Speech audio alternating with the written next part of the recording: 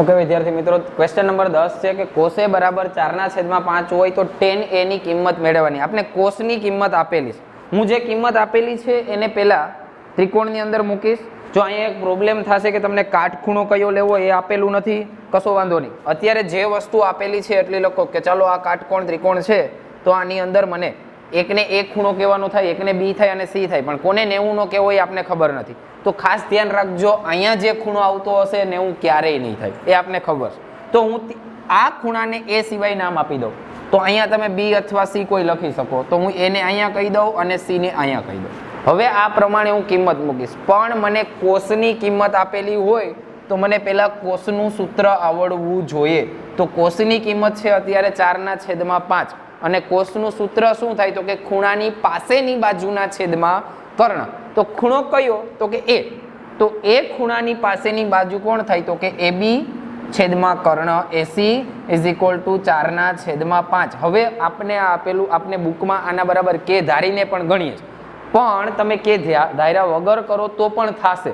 શું કામ તો કે લાસ્ટમાં કે ઉડી જાય છે, આપણે તે ક્લાસમાં જોયેલું છે. તો હું શું કરીશ તો કે AB બરાબર સીધા 4 લઈ લઈશ અને AC બરાબર શું લઈ લઈશ 5. તો જ્યાં AB દેખાય ત્યાં મૂકી દો 4 અને AC દેખાય ત્યાં મૂકી દો 5. તો આ ત્રીજી બાજુ આપણે મેળવવાની થશે. એ આપણે શેના દ્વારા મેળવશું તો કે પાયથાગોરસના પ્રમેય દ્વારા AC મેળવી લો.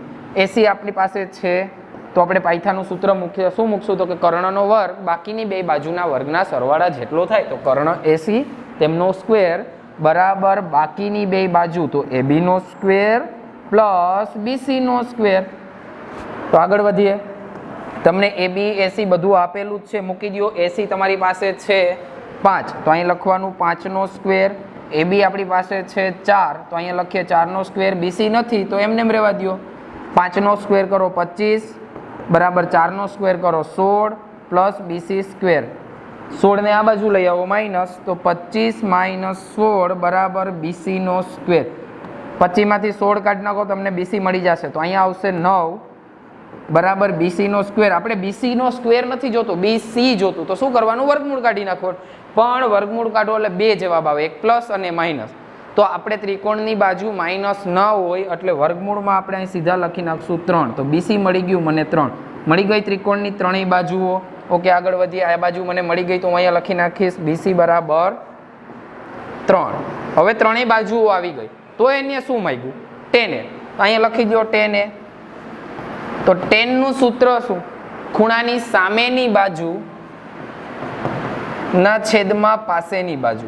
હવે કોની સામેની બાજુ લખવાની? તો અહીંયા જે ખૂણો હોય ત્યાં કોણ છે? A. તો A ની સામેની સાઈડ કઈ છે તો કે BC. એના છેદમાં એની પાસેની બાજુ કોણ છે તો કે AB. મૂકો અહીંયા. BC કેટલા છે આપણી પાસે? 3. AB કેટલા છે? 4. તો તમને મળી ગયું tan A બરાબર 3/4. આવી રીતે કોટ પૂછી શકે, સેક પૂછી શકે, કોઈ પણ આવે. આ ત્રણ બાજુ હોય એટલે બધું મળી જશે. તો આપણો આન્સર મળી ગયો 3/4.